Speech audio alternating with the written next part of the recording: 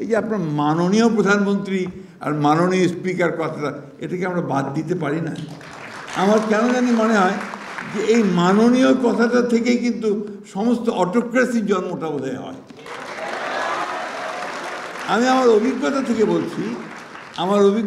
বলছি, আমি কিছু দিনের জন্য ওই অর্থমন্ত্রী ছিলাম, মানে প্রতিমন্ত্রী ছিলাম আমাদের দেশনেত্রী বেগম খালেদা জিয়ার সরকারের সময়। কৃষিতে ছিলাম, এরপরে সিভিল এভিয়েশনে ছিলাম। তো আমি যখন ঢাকার বাইরে যেতাম, তখন আপনার প্রথমে সার্কিট হাউসে গেলেই ওখানে একটা পুলিশের কন্টিনজেন্ট একদম চৌকসভাবে দাঁড়িয়ে বিরাট একটা গার্ড অফ অনার দিত। আর সঙ্গে সঙ্গে আমার মনে হচ্ছে যে আমি একটা কেউকেটা, একটা বিরাট কিছু, যে আমাকে আপনার সেলুট দেওয়া হচ্ছে। এই যে ধারণাটা, এই ধারণাটা কিন্তু আমাকে একটা ভিন্ন জগতে নিয়ে যায়।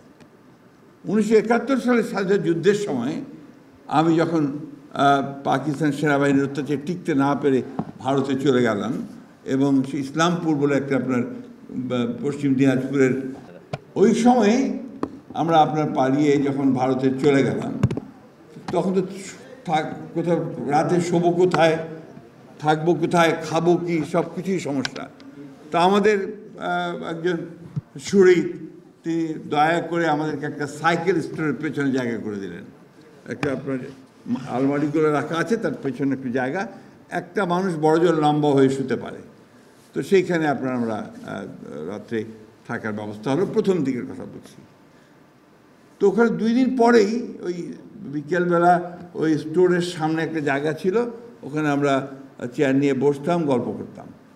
এমন সময় ওখানে একটা গাড়ি আসলো, অ্যাম্বাসেডর গাড়ি ভারতীয়, তার উপরে একটা আপনার ওই লাইট বসানো, সিকিউরিটি লাইট বসানো।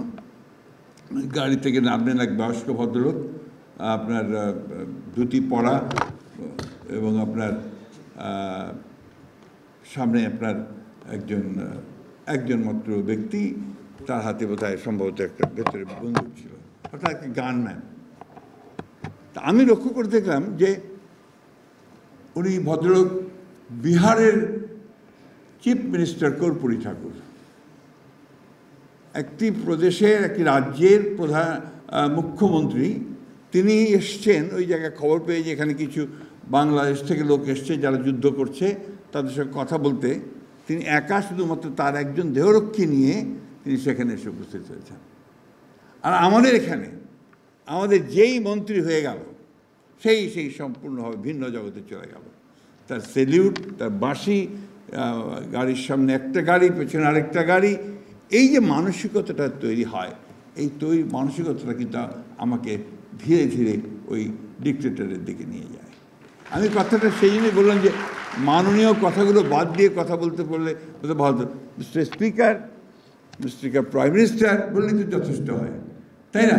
আমরা মনে হয় যে আমাদের নতুন ছেলেরা এই বিষয়টা চালু করবে, তাহলে আমি মনে করবো যে অন্তত একটা বিষয়ে আমরা আমাদের কালচারের একটা জায়গাতে পৌঁছতে সক্ষম হব।